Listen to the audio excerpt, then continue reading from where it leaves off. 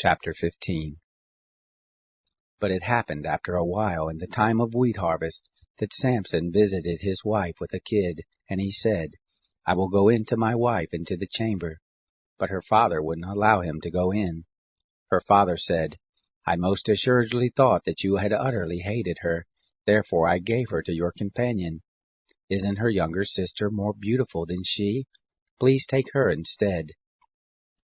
Samson said to them, This time I shall be blameless in regard of the Philistines, when I do them a mischief. Samson went and caught 300 foxes, and took firebrands, and turned tail to tail, and put a firebrand in the midst between every 2 tails. When he had set the brands on fire, he let them go into the standing grain of the Philistines, and burn up both the shocks and the standing grain, and also the olive groves.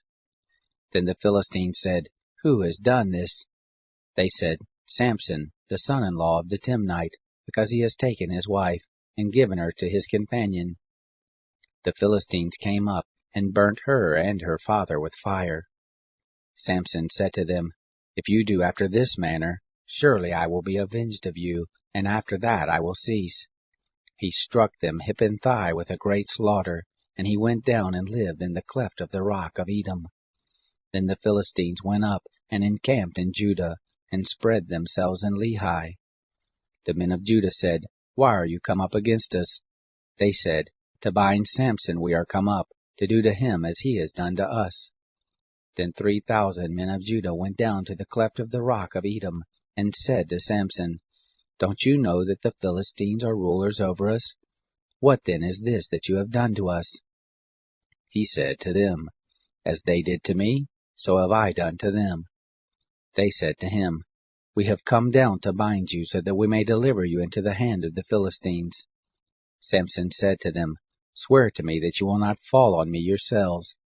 They spoke to him, saying, No, but we will bind you fast, and deliver you into their hand, but we will not kill you. They bound him with 2 new ropes, and brought him up from the rock.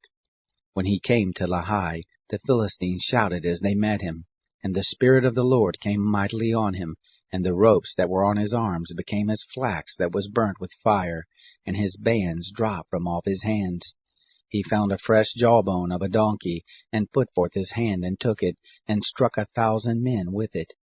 Samson said, With the jawbone of a donkey, heaps on heaps, with the jawbone of a donkey I have struck 1,000 men.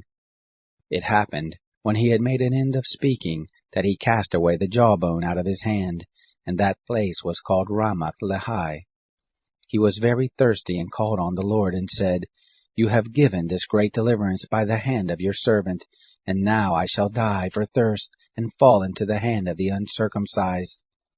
But God split the hollow place that is in Lehi, and water came out of it.